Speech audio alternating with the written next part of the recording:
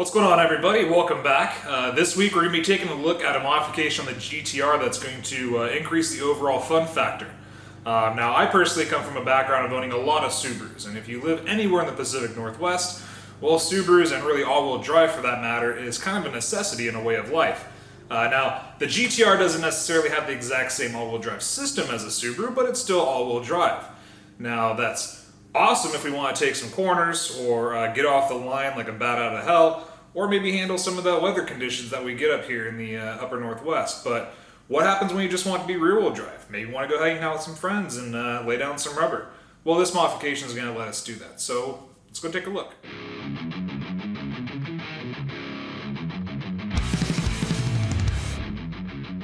The goal of this modification is to be able to tap into our all-wheel drive system and be able to toggle it on if we want to stay in all-wheel drive mode, or say we want to go do some skids and lay some rubber. Well, now we can turn it off when we rear-wheel drive. So before I get into this, I have a couple different disclaimers. First one, I'm not responsible for anything that happens to your car. I'm merely showing you my project. If you mess up anything, it's on you. Second disclaimer is the fact that this is meant only for the R32, GTR, and the GTS 4. If you have an R33 or an R34, sure, you could do this modification or get a torque split controller, but you also need to drop out your drive shaft, and that's because your front differential is going to have a certain amount of preload that's kept on it, so drive shaft has to come out. And final disclaimer is the fact that doing this will disable your ABS system, because the all-wheel drive and the ABS are tied together. When you turn off that all-wheel drive, your ABS is disabled. So if this is a concern for you, don't do it. For everybody else, let's check it out. So what we're going to be doing is we're going to be tapping into one of the two different fuse boxes in the car. Now, one fuse box is underneath the hood, the other fuse box is underneath the dash on the driver's side. So let's look at a couple of things that's going to help us determine which one we're going to use. Now, the fuse box underneath the hood, every time we want to re-engage the all-wheel drive system, and the ABS system for that matter, we need to turn the vehicle off and then turn the vehicle back on so it power cycles and resets. Now, the fuse box underneath the dash, we don't have to do that, but we do need to make sure we're at a complete stop when we re-engage it. The other thing is the fact that this one is under the hood, so I gotta run some more materials. It may take a little bit more time, might be a little more of a pain in the ass depending on what you're doing. The one underneath the dash, fairly close to where I want to mount the switch, so probably a little material and probably a little time. So I think for the purpose of this project and just for what I'm going for, I'm going to wire it to the one under the dash. So let's check out some of the materials that we might need. So we're going to need a couple supplies for this, and most of them can be picked up at a local hardware store, auto parts store, or I don't know, if you're feeling lazy, you can order it online. So this is the switch that I ended up getting. I didn't really choose this for any particular reason other than the fact that it has an OEM look to it and has a red LED light on it, so ooh. Here's an inline fuse holder. I got one with the cap. Probably not necessary, but I just want to make sure that the fuse stays in there. Some 14 to 16 gauge male quick disconnect contacts, 14 to 16 gauge female disconnect contacts, but these guys have the insulation over the termination side, so you're going to need that. I already had some of these barrel splices laying around, so I'm going to use these up. I have a ring terminal laying around from a previous project that I'm going to use for my ground. Some 16 gauge wire that I already had. I'm going to use this for my ground wire, and some different colored power wire that I'm going to use. This is 14 gauge, about 3 feet in length, so I'm going to make my harness with enough length so I could build in some strain relief and not worry about routing it and having any stress put on the terminations. This is optional, but I already have it, again, from a previous project, but some expandable sleeving. This is a split, I think 1/4 inch. So this will give some good protective covering to it and keep it looking nice and clean. And some shrink tubing to cover up the ends. As far as tools, just got the heat gun, some wire clippers, wire strippers, and our crimp tool. So yeah, let's start building a little harness. Alright, so first things first, let's go ahead and check out our switch.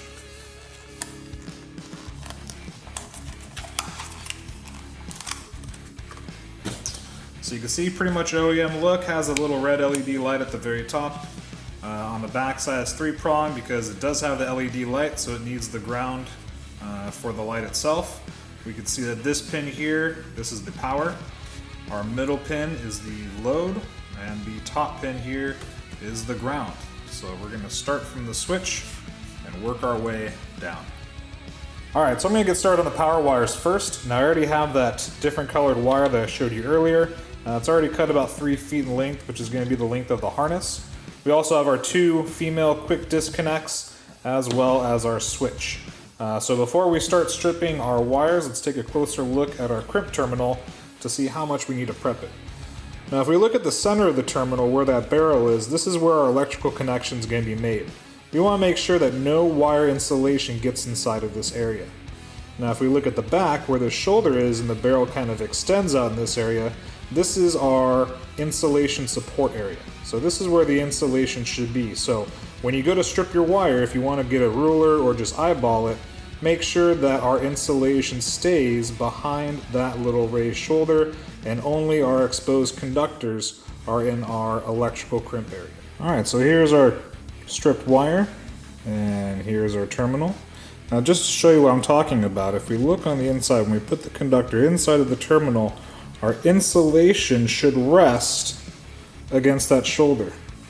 And if we look down from the front, I know it's probably really hard, but you could see it right in the center of the screen. You could see the conductor brush going past that termination area. Alright, so if you do that, you know that you have a good strip. And go ahead and do this to 2 of the wires. So now that both wires have been stripped and you did a little visual inspection to make sure you got the strip length correct, let's go ahead and crimp our terminals on. So this is just my personal preference, and obviously you could do it your own way. Some people like to already put the terminal inside of the crimp tool and then place the wire inside. I particularly like to make sure that the wire is inside of our terminal first, and then go ahead and place it in the crimp tool. This reduces the chances of any accidental bird caging or separation of our conductor strands. So once we have everything in place, we're going to make sure that we are lined up with our electrical crimp area on the terminal. Our insulation is butted up to that shoulder on the inside, and make sure that our conductor is fully inserted. And we're just going to go ahead and make that compression crimp. Okay. Only do it once. You don't want to be doing double crimps and multiple crimps. If you have the right tool and the right materials, you should only need to do it one time. So here we can see on the back side is our insulation support area. On the front we can see the crimp with our conductor sticking out at the top there, a little conductor brush. So go ahead and do this to your other wire and we will get our switch even more assembled. Now that our power wires are done, let's go ahead and take care of the ground. So for the ground wire, I'm going to be using the spare 16 gauge wire that I have laying around. It's already cut to that 3 foot length, which is going to be the length of my harness. Now you guys can use whatever color and whatever lengths suit your project. This is just my example. Also going to be using one more of the female insulated quick disconnect terminals. And on the other mating end, we're going to be using this ring terminal here.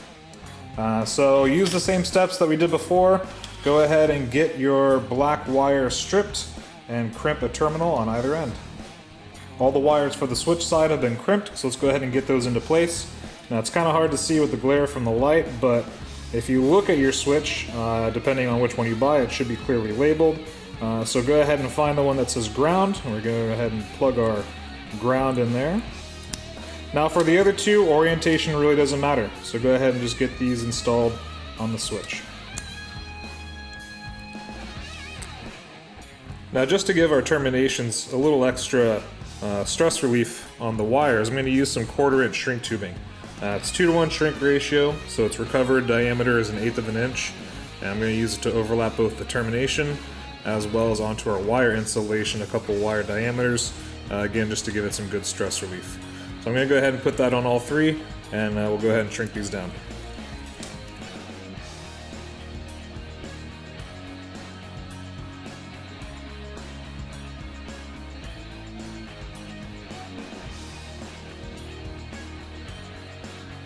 Alright, we are done with our terminations for the switch for the time being. What I'm going to do now is use some, again, pieces of 1/4 inch tubing, but smaller cut, just to start tying our 2 power wires together. The ground wire I'm going to leave separate because that's going to be obviously off to the chassis ground, and our power wires are going to stay together down to the fuse box. And then A little bit further down the harness, we'll go ahead and start splicing in the inline fuse. So I'm going to put a couple of these small pieces on just to start bringing our harness together. So with the wires up by our switch taken care of, I'm going to go ahead and start looking at putting in the inline fuse into our power wire. And I'm going to keep the fuse as close to this termination end as possible because this will inevitably be going down to the fuse box. So it would be really handy just to have that fuse also accessible in the same area as the other fuses. So next up, let's go ahead and get that fuse in there. This is the inline fuse holder that I picked up from O'Reilly's. I mean, you could find them at basically any auto parts store. I got the heavier duty version that comes with the rubberized cap. Again, it's probably not necessary, but I just like to have it covered. The ends are already pre-stripped, so they're basically ready just to start crimping on these little barrel splices here. We're going to put one on either end.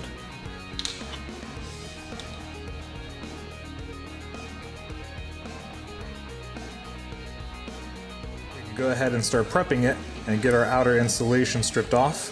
Get ready to crimp inside of our barrel splice here. But before we do that, I'm going to put a piece of that 1/4 inch shrink tubing over the wire.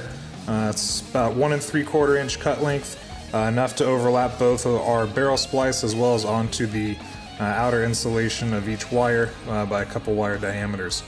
Just protects it and gives it some more stress relief.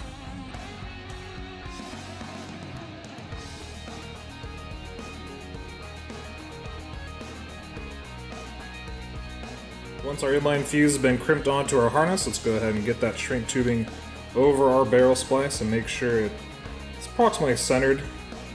We'll go ahead and get some heat on there and shrink it down.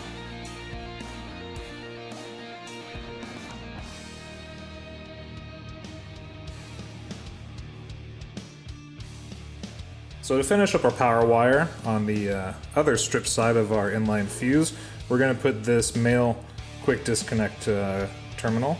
The wire was already pre-stripped, but we just want to make sure that it's the correct length.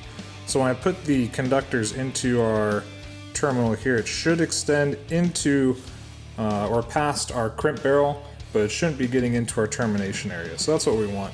We also want to make sure that our insulation is being captured in the insulation support. Everything looks good, but before I do that again, I'm going to put a piece of shrink tubing over this so we can protect that termination. I'm going to use another piece of that 1/4 inch shrink tubing, about 1 inch long. Get this placed over the wire first. We'll go ahead and get our terminal on there. Again, just double check the length, double check our insulation.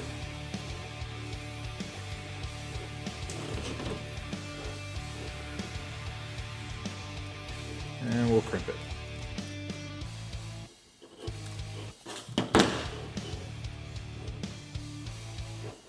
Alright, looking good. Just going to slide that shrink tubing up over our contact. And we'll get it shrunk down. All done with the power wire. Alright, next up we got to address our load wire. Basically, we're just going to do the exact same thing that we did to our power wire and fit it with one of these male quick disconnect contacts. But again, before I do that, I'm going to put a piece of this 1/4 inch shrink tubing, about a 1 inch cut length. I'll go ahead and put this over the wire first so we can give it that added protection and stress relief.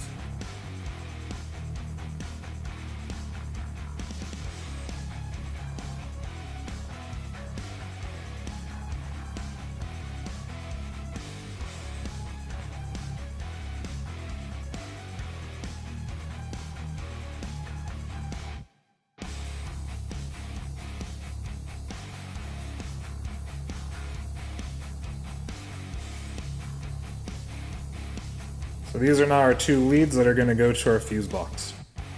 And our final termination on our little harness here is going to be the ring terminal for our ground wire. So again, we just got to prep and strip the insulation off of our wire and go ahead and crimp this guy on. And again, as always, I'm going to put a piece of that shrink tubing over first just to give our termination some added protection.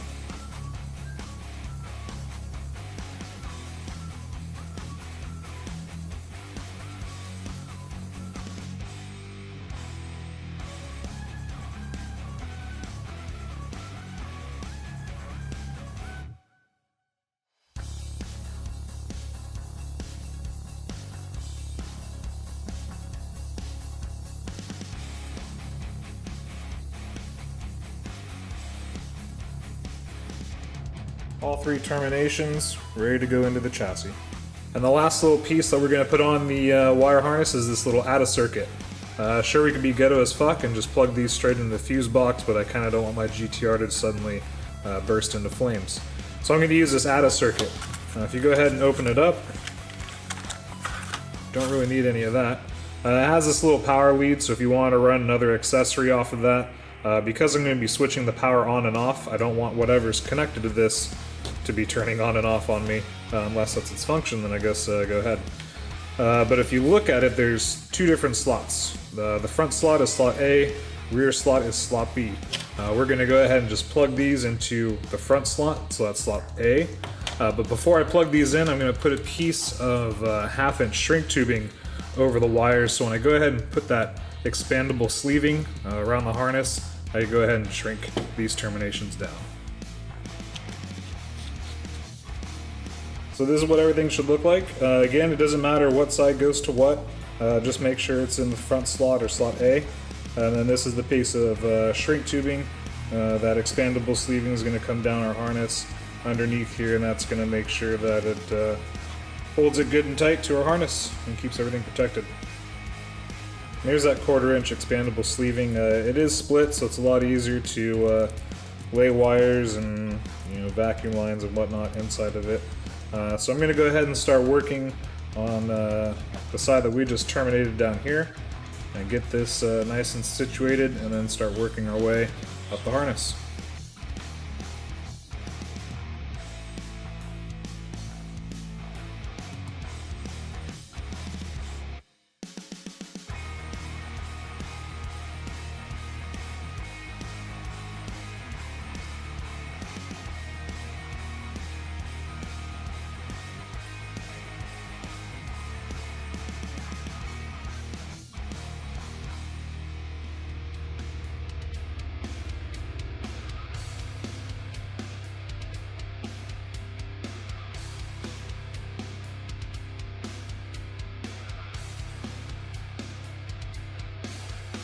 On the side that's going to go to our fuse box, the inline fuse is exposed, so that way we could get access to it.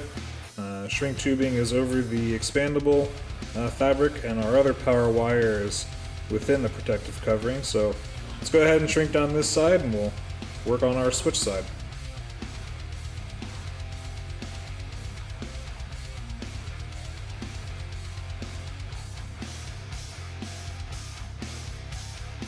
And our leads to our fuse box buttoned up nice and neat.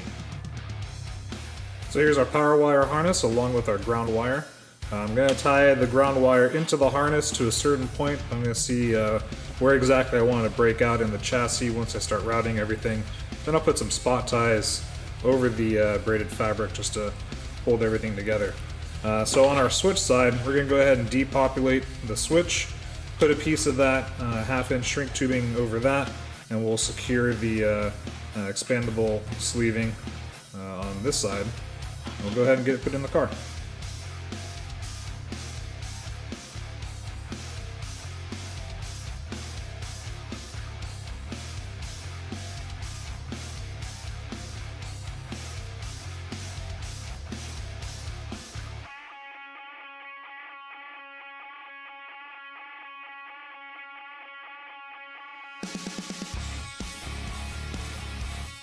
And here's the semi-completed harness. Again, I'm going to tie the ground wire into the harness a little bit further along depending on where exactly it breaks out in the chassis when I'm routing it. But here's our switch terminations. Expandable sleeving on the outside protecting everything. And again, our added circuit. Everything is in slot A. So again, that front slot, we're not going to use this added pick-off wire here. And our inline fuse, it's the 10 amp fuse that is for our the all-wheel drive system. So I went ahead and pulled it, put it into the inline fuse holder, and we'll go ahead and just cap that guy up. All right, so I think we're ready to go plug this bad boy in. So let's take a look inside the car. Underneath the driver's side dash, you're going to see this little access panel. Go ahead and pop that guy out, and now we can see the fuse box. previous owner did some interesting wiring, so we'll have to look at that later. But anyways, the fuse that we're going to be working with is this one in the very top left. That red 10-amp fuse, that is for the all-wheel drive. So the first part that we're going to remove is this bottom panel right here. So go ahead and get yourself a nice Phillips head screwdriver. You're going to have 8 Phillips head screws in total. You have 1, 2, 3, 4 right there. You have 2 behind the hood release. You could use a 10mm wrench on those, but they also have the Phillips head on them. You have 1 more over here, and then you have 1 over here on the side of the dash where the door jamb is. So go ahead and start taking all those guys out, and we will drop this panel down.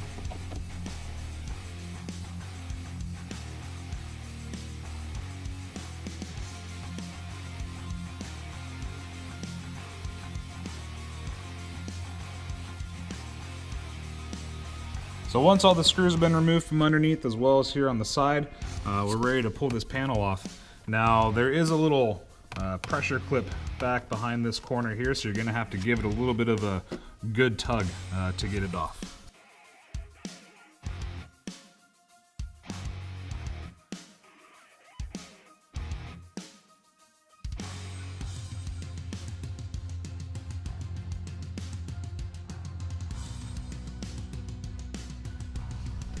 Then we'll just disconnect this plug right here. Now that under panel of the dash is free to come out. Alright, so the next piece that we have to remove is this panel that goes around the gauge cluster here. There's several screws underneath. Unfortunately, my boost controller is taking up some space that I need, so I gotta take that off, as well as the controller up here. That's going to have to come off also. Luckily it's just some 3M tape, so that'll just come right off.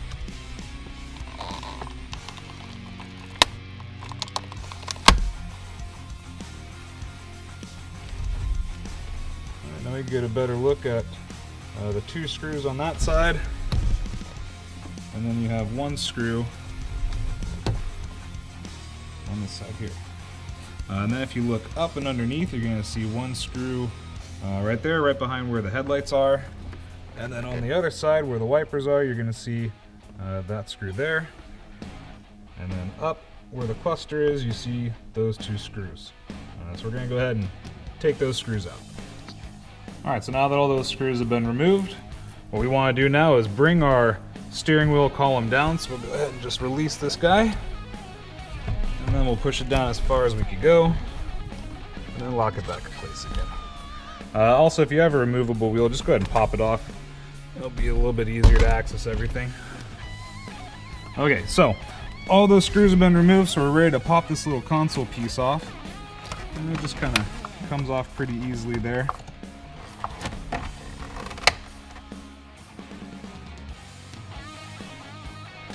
So then once we pull it out, we gotta disconnect all these connectors back here, and again on the other side. So go ahead. Alright, so all of our plugs have been disconnected on either side, so now we gotta disconnect the one for the clock. So we're just gonna lift this up, it should start to slide out. We'll just reach back and disconnect this guy. Alright, so clock is unplugged. Now we can go ahead and just slide off this gauge cluster bezel there. And this is what we're left with. So you can see the plugs that we just undid on the left side, plugs that we just undid on the right side, and here's the plug for the clock. So now what I want to do is take this bezel piece out and I'm going to drill some holes in it. So we're going to be putting the hole right here for the switch. It's actually kind of a good opportunity. I think I'm going to take my cluster out and remove that stupid little fucking chime thing that goes off every time I hit like 60 miles an hour. It's annoying as all hell, especially because it's dying, so it makes very odd noises. And sometimes it does not work and then decides to work again. Also, I think I'll swap out the lights in here for some LEDs, and I'll probably go with some red ones. I have some laying around, but I might be short, so I may have to order some. But at least I have access to it, so I might as well fucking do it. But alright, so let's get this out and we will start drilling. back over to the gauge bezel or surround or panel or whatever you want to call it. I'm going to look at where I'm going to mount my switch. So it's going to be on the right hand side here in this little blank space. Pretty accessible, seen a couple others run there, so seems pretty logical to put it there. So it's basically going to look like that.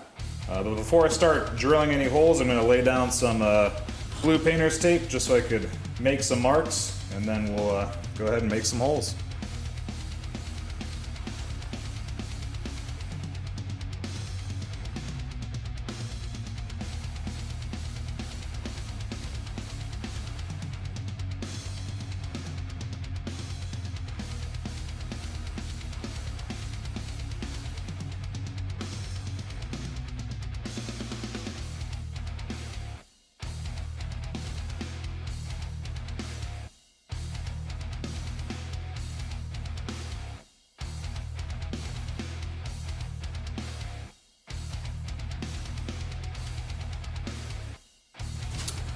Alright, so have you ever been working on a project and all of a sudden you notice like 5 other things staring at you and you're like, well, fuck it, if I'm going to be doing this, I might as well take care of that. So that's what kind of happened to me in this project. So the scope of this is kind of grown in size a little bit. So we're already doing the switch for the all-wheel drive. I took out the gauge cluster, so I'm going to be replacing the stock bulbs with red LEDs, but I was short one, so I figured, oh, fuck it, I'll just order a new one. And I was like, well, if I'm going to be replacing the lights in the cluster, I might as well do the triple gauge and the HVAC controls while I'm at it too, so I ordered those bulbs. And I figured if I'm doing those, might as well do the headlights. If I'm doing the headlights, might as well do the blinkers. If I'm doing blinkers, then reverse lights to license plate lights, so on and so forth. So in short, I'm going to be getting a shitload of LEDs next week, and that's going to be a lot of fun putting those guys in. Also, the surround panel, or the trim for the center console area, when it was in Japan, it was wrapped with some carbon fiber vinyl, but it's pretty old and it's kind of looking a little worn, so I have some 40 carbon vinyl laying around, so I'm going to rewrap that. And also, while I have access to underneath the dash, I figured, hey, why not wire in some of the gauges left over from my S13? So that's kind of added to our fun this week. So anyways, back to the original project, the all-wheel drive switch. So the switch is already mounted in the panel. Obviously I got other stuff that I got to wire in and plumb first before I could really put everything back, but at least we could keep working on buttoning up the harness and figuring out where our ground wire is going to go. So let's keep working on it. So let's take a look at where we're going to be routing this harness. So basically my switch is going to be right about here. Now the wire harness is going to follow this harness that goes to the cluster through this little opening into the dash and underneath here to where our fuse box is. So let me turn this light around so we can see a little better. Alright, so our wire harness is going to come down through here. We're going to have some excess link just to make sure there's not a lot of stress on it. And then we're going to be plugging into that all-wheel drive fuse. Again, it's that top left 10 amp one. Now for the ground, if we look back here, you get some light. There's already a factory ground, you can kind of see it there, behind that kick panel. Basically all we have to do is move our hood latch out of the way here. Now I got pretty good access to that factory ground. So I'm going to use that mounting location there for the ground. And then again, the harness is going to be up under here behind the dash. I want to install some zip ties over this outer nylon braid just to kind of keep the shape of the bundle and make sure the wires don't come out. So I'm going to temporarily install this while I have access to the fuse box. I'm going to start on the fuse box side. So go ahead and get your little add a circuit plug. And we're going to remove that 10 amp fuse. Again, it's that top left fuse for the four-wheel drive or all-wheel drive. And while it's out, I'm just going to go ahead and insert this now into our inline fuse holder. And then we'll get that covered up. Now I don't have to worry about that. So again, we're going to start with this side. Just go ahead and plug that into the slot for the all-wheel drive. And now what I want to do is I want to see where my ground wire is going to break out in the harness to go to that factory ground mounting point back here. So I'll go ahead and get this installed first. Then we'll take everything back out, add some zip ties, and I'll be ready to install.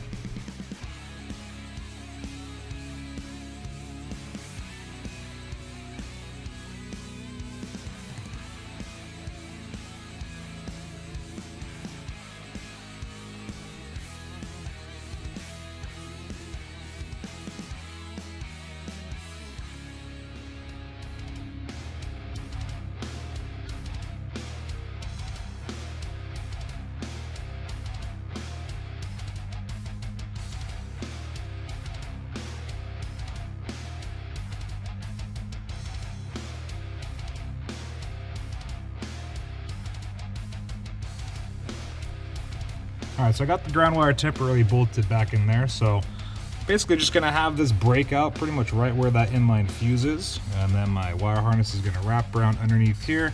Then I'll have it come out and up and through this port where the wire harness again is for the gauge cluster. So I'm gonna take everything back out, put some spot ties over that nylon braid, and we'll get this harness ready to be finally installed. Here's the completed harness with the spot ties placed. Just kind of placed them evenly to keep the overall shape of our bundle, and then I placed one before and after the breakout for the ground wire, and made sure that it was wrapped around on our inline fuse. So yeah, pretty simple little guy. Let's go ahead and get this installed, so that way once the panel's ready to go back on, all we gotta do is plug in these 3 terminations, and we're ready to rock.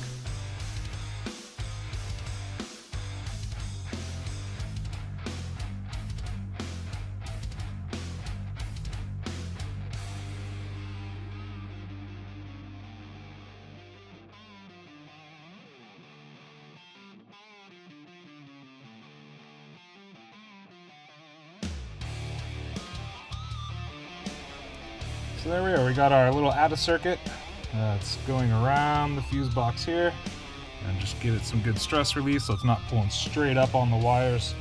And that's coming out of this port here, and we got our plug wires ready to go once that panel goes back on. So this is that center console trim with the carbon I was talking about, and it's one of those cases of good from far but far from good. Kind of looks good when you peek inside the car, but once you look up close you can see how worn it is, and the corners are tearing, and where I had my Power FC mounted, the 3M adhesive actually ate through it, surprisingly. And at first I thought that this was like a foam or something. It's like really soft and kind of spongy, but that's actually the original adhesive from the vinyl, and the plastic is underneath. So I'm gonna start hitting this with a heat gun and try and peel all this shit off.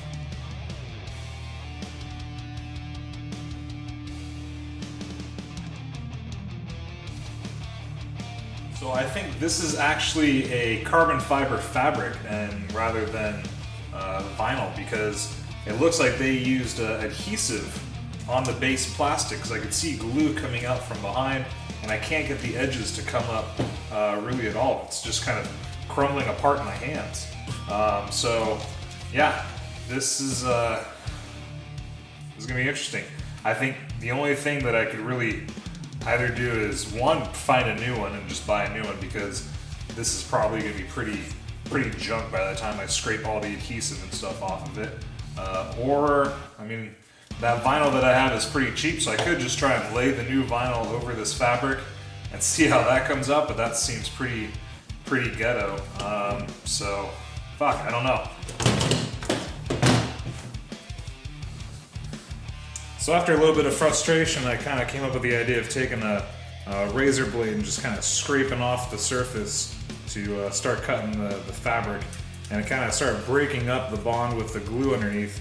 So I was able to kind of cut a slit, and I'm just kind of starting to tear off this fabric all the way around the console.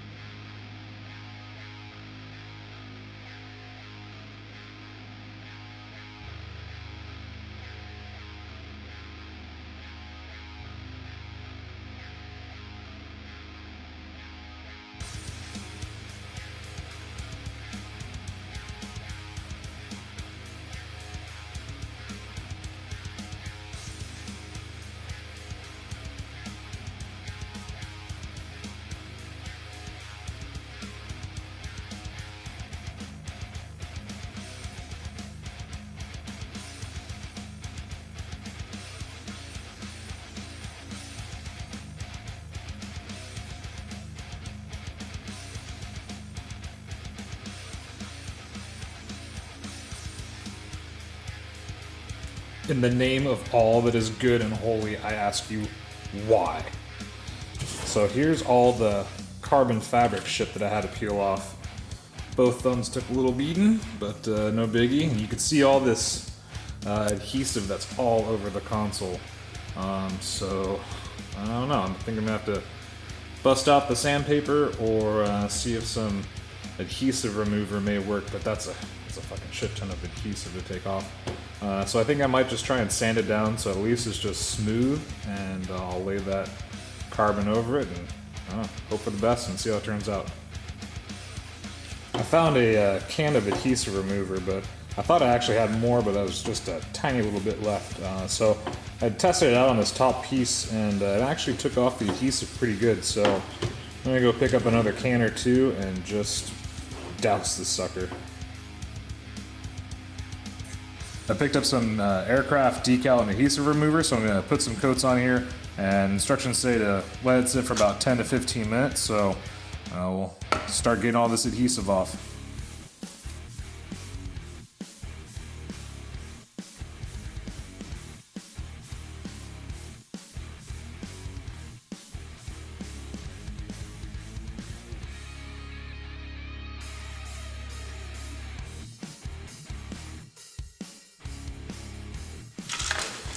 Alright, well that really didn't work for Dick, so I mean I kinda did, but it's not really the result I need, so I think I'm gonna have to resort to hitting it with some sandpaper and just trying to get it smooth so I could lay that other vinyl on top of it. So yeah, it is what it is, we'll see how it turns out.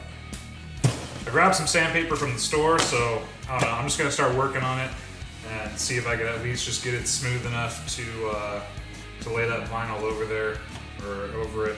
If not, I'm just gonna have to try and find a new one.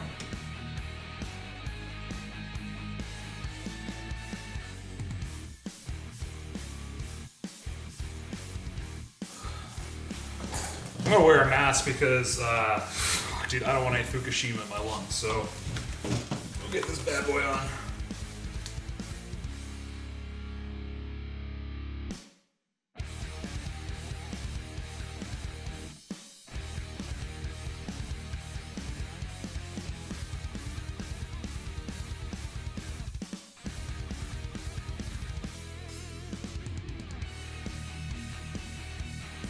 So it may not necessarily be perfect, and I still got some adhesive buildups that I could see, but for the most part everything came out really smooth, so I shouldn't have any issues laying that new 40 carbon vinyl over this. So I'm going to go ahead and just put this to the side, and we'll go ahead and start working on some other projects. Right, so next up is the gauges. This is my boost and my oil pressure. Again, it's left over from my S13, but I have to make a new wire harness for this car for where I want to wire it to. It's going to be going to the clock plug, and the clock already has all the 4 wires that we need. We have the constant power, we have the switch power, we have the ground, and we have the illumination. Every wire that these gauges need, aside from my oil pressure, is going to send that signal wire to the pressure sensor, or the pressure sender unit off the sandwich adapter on the oil filter. So anyways, I'm going to solder up this wire harness and get this built, and we'll see what the finished product looks like. So I finished up the wire harness on the gauges. I was playing around with where I wanted to mount them, and I ended up going with the steering column, just because I want everything more centrally located so I don't have to scan around to see a gauge. So I went ahead and I soldered in some new flying leads. These guys are going to go to the clock wiring. Again, every wire that we already need is there, so it's easy to tap into, and there's less wire going underneath the dash. This is the flying lead that's going to be going to the oil pressure sending unit. So we're going to have to fish both this guy and the vacuum tubing through the firewall grommet. And then I use the same braided fabric on the outside as a protective cover. So unfortunately we can't install this yet, but when the time comes, at least it's ready to go. So on to the next thing. So I went ahead and just took out my gauge cluster. Didn't take any video of me taking it out, but there's just 4 screws, 2 on the bottom, 2 on the top, so it's pretty self-explanatory. Then you have 3 plugs on the back, and your speedo should just pop right off. So I grabbed the LED bulbs that I had, and I am short 1. I only have 4 for the larger main bulbs, but these smaller ones, these little T5s, that'll be good for the center console gauges. So just go ahead and just turn these counterclockwise, pop out the old bulb, and we'll go ahead and put in some new ones.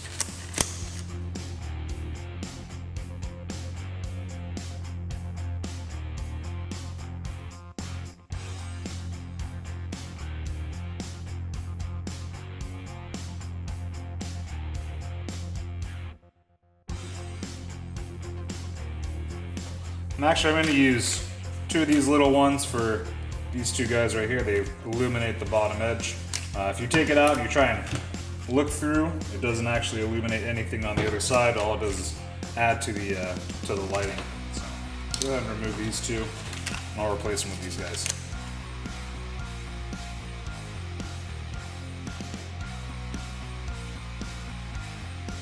So the other thing that I wanted to address while the gauge cluster was off is this little buzzer. So it goes off when you hit like 60 miles an hour or some shit, and it's pretty goddamn annoying. So it's just 3 different Phillips screws, so go ahead and remove these guys.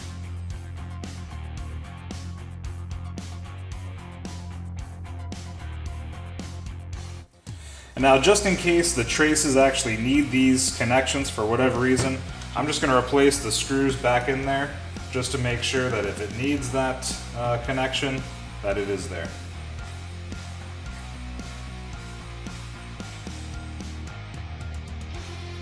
That's about all I want to do to the gauge cluster. So now I just have to wait to replace that bulb. I'll order some more tonight, and maybe when I go to reinstall everything, I'll plug this back in real quick just to get an idea of what it's going to look like.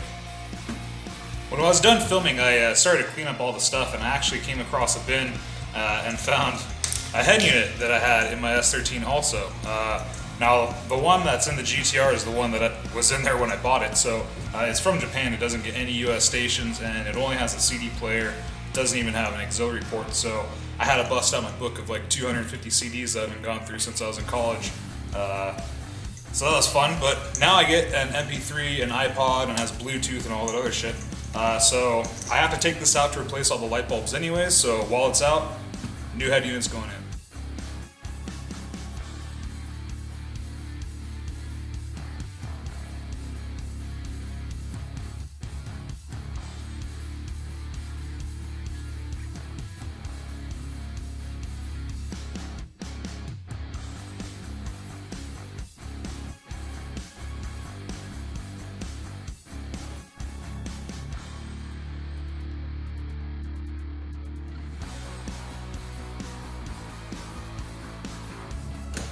There's our triple gauge.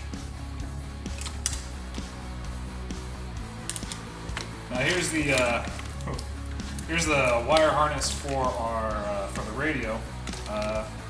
Looks like they already got some bullet terminal crimps on here.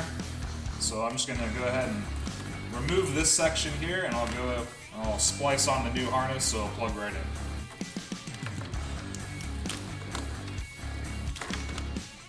So this is the original CD player that I was talking about. We're going to swap it out for this Pioneer deck. And I think the Pioneer deck lit up red, if I remember correctly. This one lights up blue, so the red is actually going to fit a lot cleaner with the new LED lights I'm putting in. So I'm just going to go ahead and swap these out really quick, so once the wire harness is crimped, I could plug it in, and once we swap out the lights as well, it's ready to just be buttoned back up.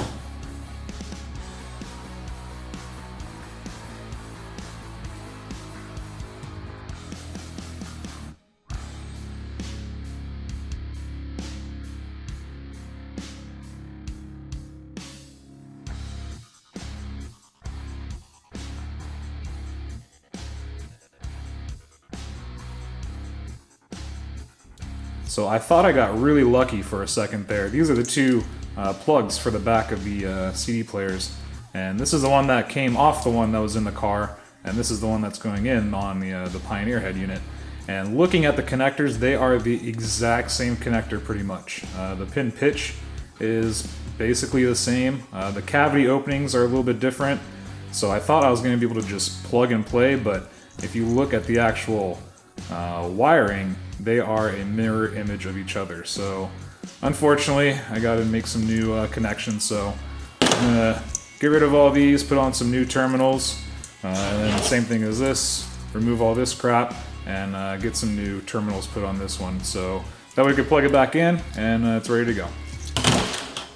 So about 20 crimps later, and we got new terminals on our harness. So I'm still waiting on the T3 lights. You could kind of see them on the back side of the HVAC here. That's for the lighting. So once I get those, I could change out the lights and then go ahead and start plugging this back into the car. but for the time being, I checked the mail and I got some of the LEDs that I ordered in. So I got more T10s. I only needed one more for my gauge cluster, but they're used in the headlights, the license plate lights. Pretty common around the car. And I also got some BA15s. These are for the front indicator and our reverse lights. So I'm just going to take one of these T10s for now, and we will replace the one that I was missing for the gauge cluster, and that was this guy right here. So you see I just have the original bulb with that little blue bulb condom on there. I'll throw that away. We'll get the new LED in there. And I'm pretty sure I already said it before, but the gauge cluster takes 5 of the T10 bulbs, and you're going to need 2 T5 bulbs. I was kind of playing with the idea of possibly wrapping the gauge bezel in some of that 4D carbon fiber, but I think that might just be a little bit too much, and I'll just keep it nice and clean. So this guy's ready to go back in the car, so I'll get this screwed back in. To reinstall the gauge cluster, if you hold it as if it was going to be back in its place, turn it around. This white connector that you have first branching off of our bundle is going to go on the right hand side. You're going to have a black connector that's going to go in the center, and then another white connector that goes over here off to the left hand side. Alright, so we'll just get this back in its place. You can see the speedometer, that should be snug in its location. It should just pop back into the port once we set the cluster in there. Also be mindful you don't want to get this wire harness pinched on the side here.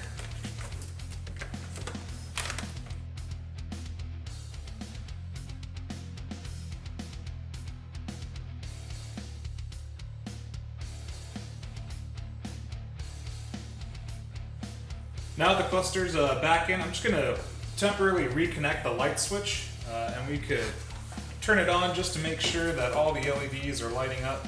And I guess, you could do this before you plug everything in as well, but I was feeling pretty confident, so let me just go ahead and turn off the lights inside the car. And let's turn on these gauge cluster lights and see how they are. Nice.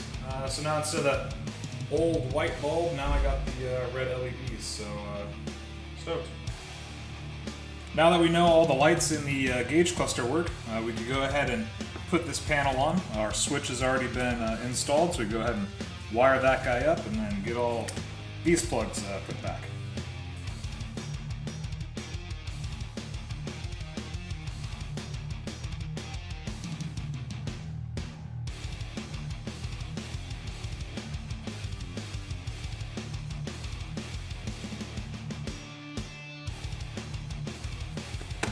That's that. Alright, so now we're just going to put all those screws back. Remember, we got 2 down the bottom on the left, 1 on the right, and then we have 1 underneath on each side here.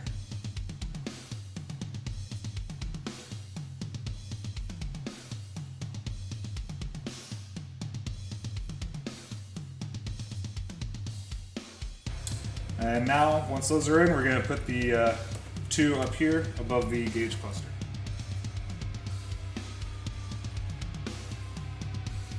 Now that our gauge cluster surround panel is back in, I went ahead and remounted my boost controller display, and I could go ahead and start getting the gauges mounted so I could route the wires and our vacuum line behind the dash, and then tap into our clock wires down here on the bottom left.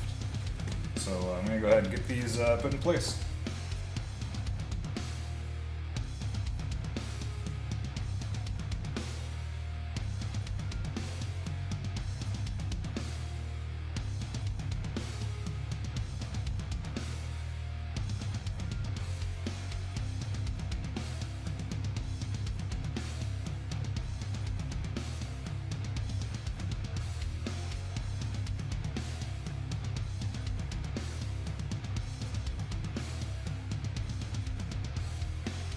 So now that our gauges are set, we're going to look at wiring them in.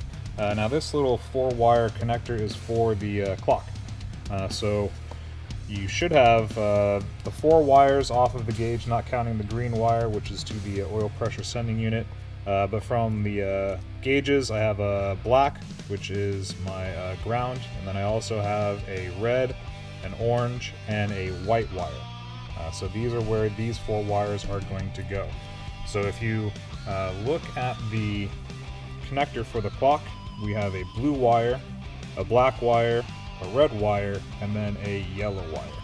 So what I'm going to do is I'm going to cut back some of this little conduit here. I'm going to make my splices a little bit further back, but my blue wire is going to be going to the red wire on my gauges. Black wire goes to the black wire on the gauge. My red wire is going to go to the orange wire, and then the yellow wire is going to go to the white wire. So this will allow my gauges to be white during the day and then red at night. So I'm going to go ahead and cut this back, get these spliced in, and we will check on it in a minute. Alright, so let's check this out. So the wires have been tapped into our clock. Clock has already been plugged back in. So now I'm going to go ahead and turn the key. Now the gauge is light up in white during the day, and at night, get red. So I think that's all I need to finish on this guy. Actually, you know what? I still have to run the accessory wire for the oil pressure sending unit and the vacuum line. So I can't put the under tray back on yet, but at least there's one more project crossed off the list. So just got home from work, decided to stop by the mailbox, see if I got any parts, and fortunately, the mailman brought me some gifts. So got my full hose kit for when I pull off the intake plenum, and I got to replace all the coolant hoses, heater core lines, accessory lines, all of their shit. I also got a new oil pressure sending unit for my gauge, and he dropped off some remaining LEDs I've been waiting for. So with these LEDs, we can go ahead and replace the lights in both the triple gauge as well as the HVAC controls. And once these are back together, the new head unit has already been bolted into the frame, the wiring's already done, so really everything's ready to be plugged back in. So let's go ahead and get these lights swapped out. Before I start doing the lights on the HVAC, I'm going to remove it from the frame because some of the lights that we have to replace are between the radio and the HVAC unit, and you really don't have a whole lot of room to get your hand down in there. So it's just 2 Phillips head screws on either side, and this guy will come right out.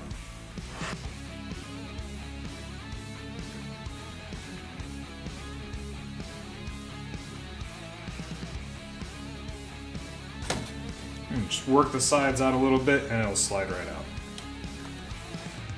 Now we'll go ahead and change the 6 T3 bulbs on the back side, and we're going to need a flathead screwdriver to undo these. To remove the T3, you're going to need a very, very small flathead screwdriver.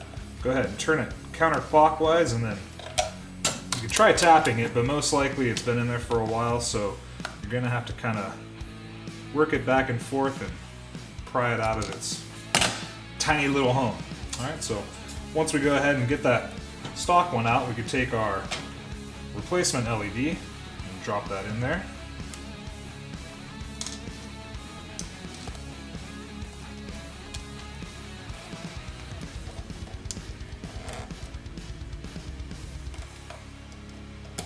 Okay, once that gets seated, turn that clockwise to latch it into place.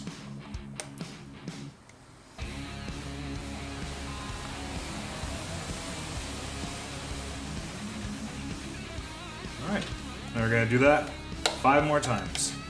With the new light bulbs in the HVAC as well as the triple gauge, I'll go ahead and get the HVAC bolted back inside of the frame with the radio, and we'll get everything plugged back into the center console. Alright, we are ready to get these guys put back in their homes. So I'm going to start with the triple gauge. It's going to be this white plug here. You're going to have to kind of fish it inside the center console first because there's really not a whole lot of slack on this wire harness. And just kind of route it up behind these mounting brackets here, and we'll just get a couple screws in place before we install the HVAC and the radio.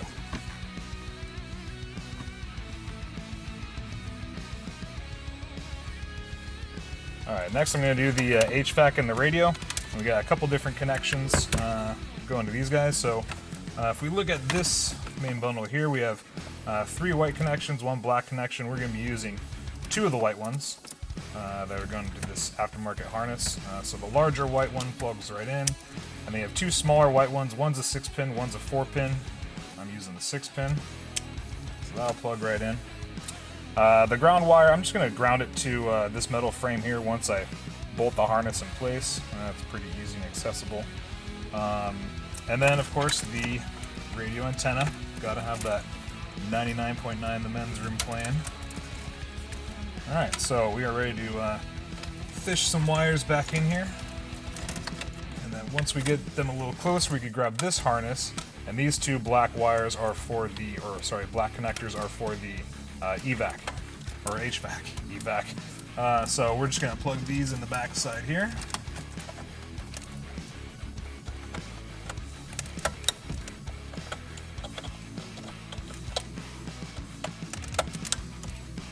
Alright, we're ready to install it. Now when you're installing it, I mean, if you feel like your wires are getting caught and snagged on anything, by all means, don't just try and force it in there. See what they are getting caught on. We don't want to damage anything.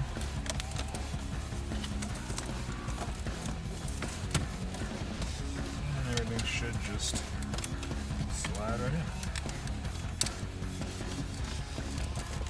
There.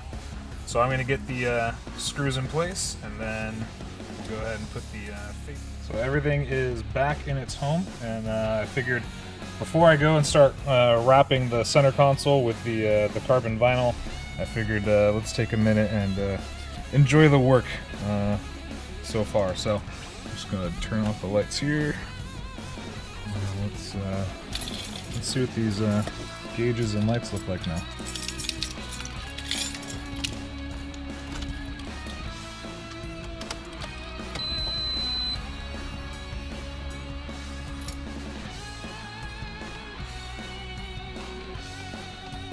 And them all together.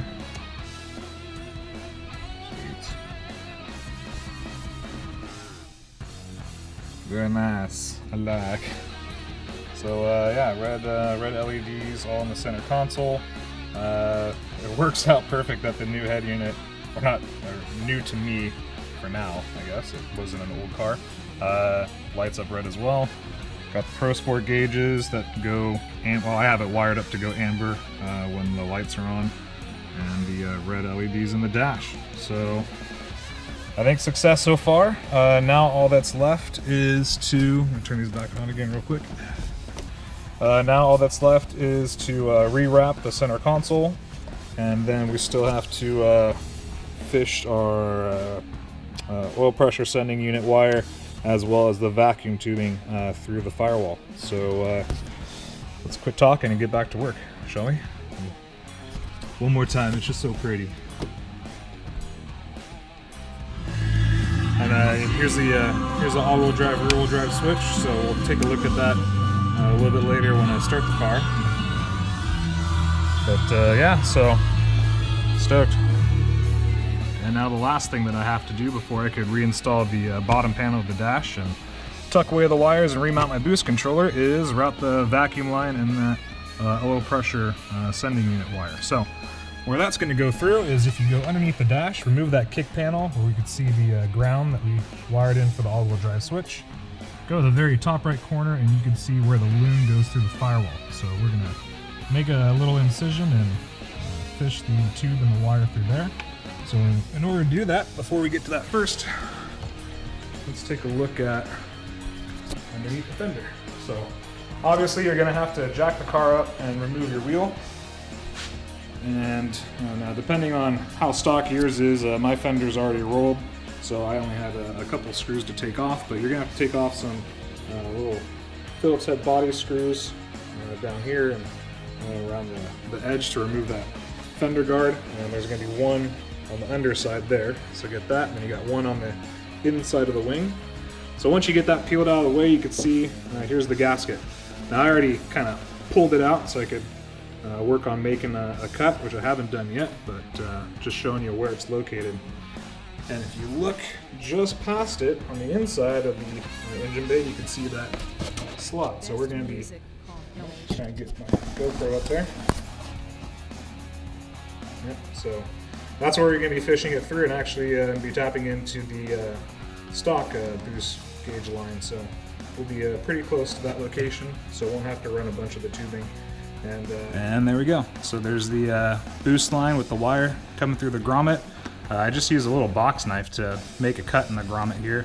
Didn't even need to use a coat hanger or anything, and I mean, shit, I haven't even seen a metal coat hanger for a long ass time. So I just use a little screwdriver to help poke it through. I'm just gonna pull all the slack out of here, and I'm gonna start routing it up and into the engine bay. Fender guard is all back together, wheels back on, car's back down the ground, so let's take a look at under the hood. You can see where the vacuum line comes in the corner, and it's just teeing into that stock boost gauge line. So you don't even really see it unless you're peeking back in the corner, so it stays nice and clean. And I'm going to keep that oil pressure sending wire tucked back there for the time being, because I'm going to be taking off the intake plenum and the throttle bodies and changing out all the hoses and gaskets and lines and deleting the Hicus and doing all that other fun stuff. So be sure to tune in for that video. So let's take a look at the inside of the car. Just starting to look more back together. Got the bottom part of the dash put back on. Again, remember you're going to have the 4 bolts along the top here, 1 in the back corner, and then 2 behind the hood release. And do not forget about that little one on the side, and the fact that this corner is a compression clip, so you're going to have to push that into place. So overall, it's starting to look good. I just have to finish up my center console trim here, and kind of sucks that the carbon fiber didn't work out, but kind of happy in the long run because I think that flocking material is going to look quite a bit better. So yeah, less talking. I got more work to do, so let's button this guy up.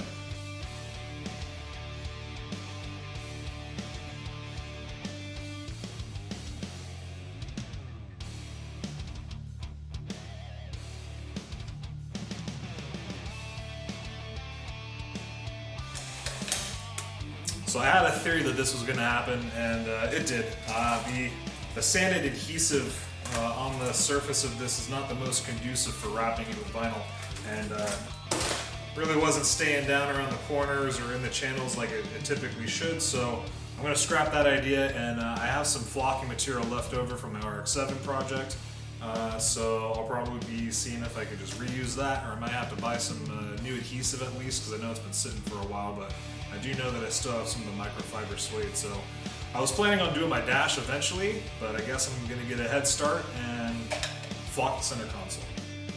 Now, in order to do the flocking, you're going to need some materials, and luckily, like I said earlier, I have some left over from my RX-7. I purchased all my stuff from flockit.com.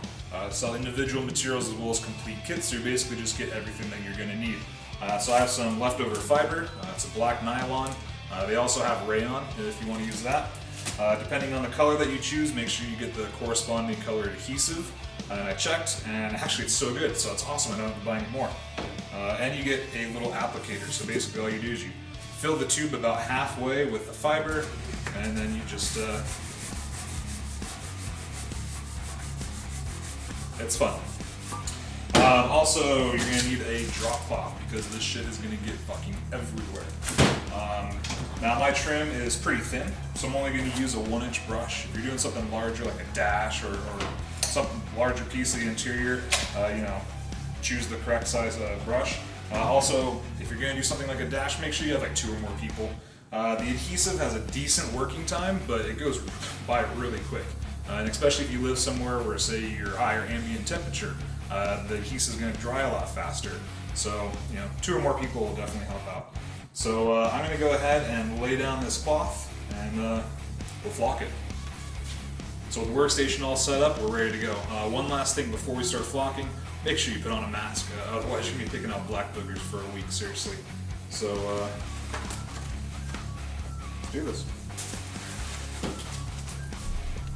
You can see how just fine this fiber is, and another good reason to lay down this plastic is to collect anything that's left over, so that way it doesn't go to waste. So I'm going to go ahead and just fill up the applicator, make sure you got the right side of the tube, and we're only going to fill it about halfway.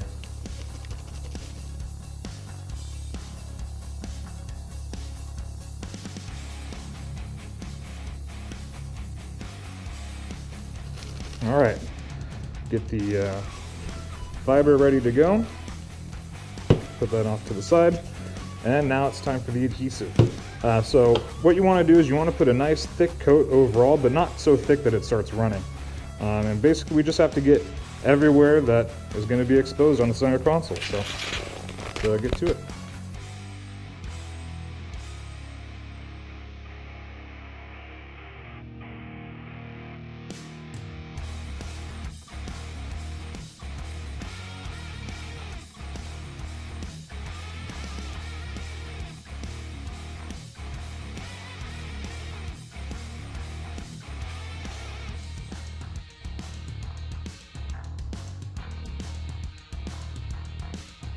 All right, we're done with our adhesive. Now we're ready to start flocking. So you want to make sure you're facing down at about a 45-degree angle, and just don't be afraid to get it everywhere and completely cover it.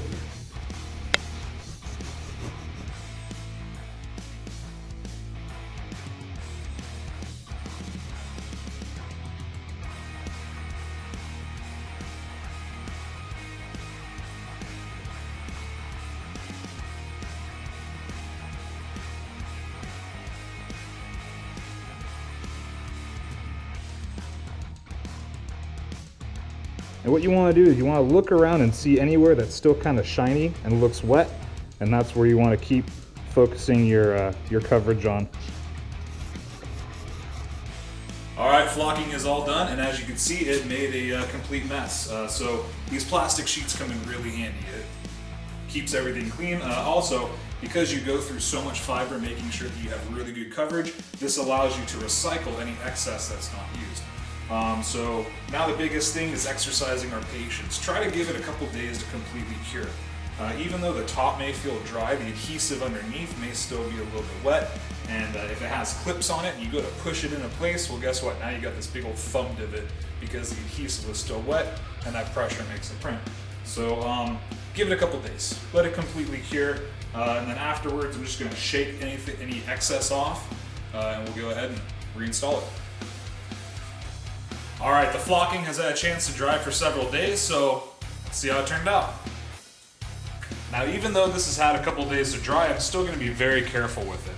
Just in case any of the adhesive is still wet, I don't want to put any direct pressure on it just yet. So first thing I want to do is go ahead and pick up the piece, and what we want to do is turn it over and then just gently go around and start tapping just to get any excess buildup off of the panel. So I'm just going to go around and get any of this extra material off first.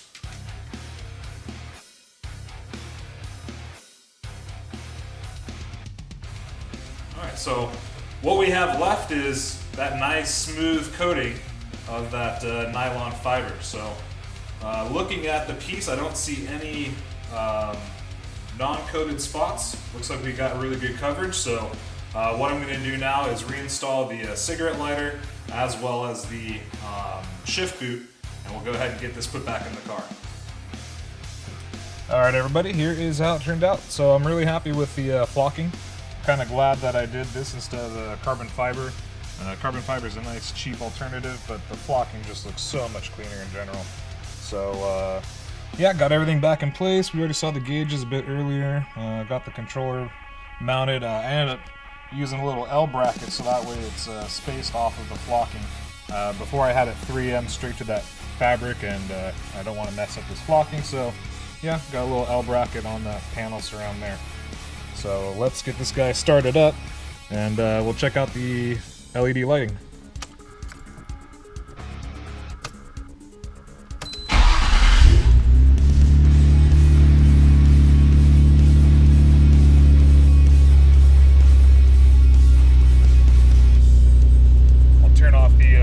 Turn off the lights in here so we can see better.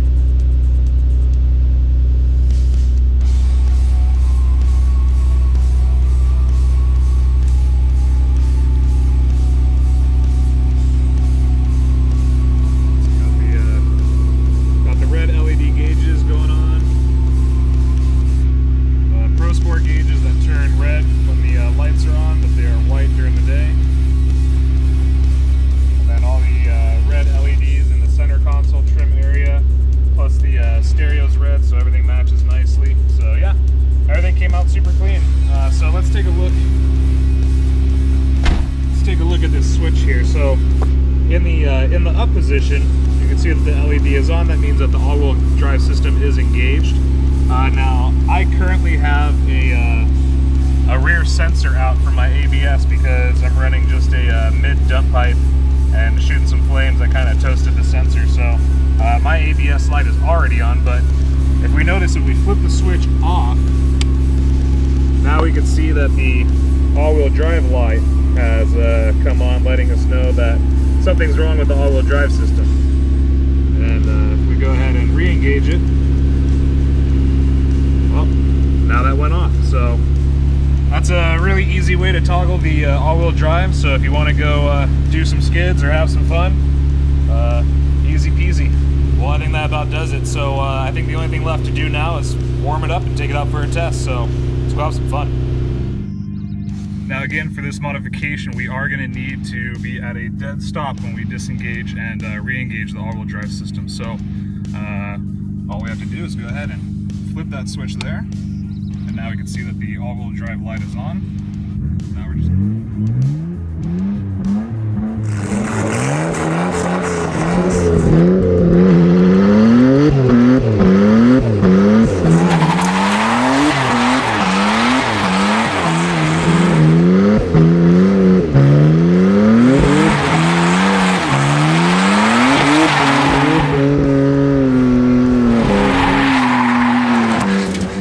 That's it for this week. Everything's looking like it's working, so like, subscribe, drop a comment, and have a good one.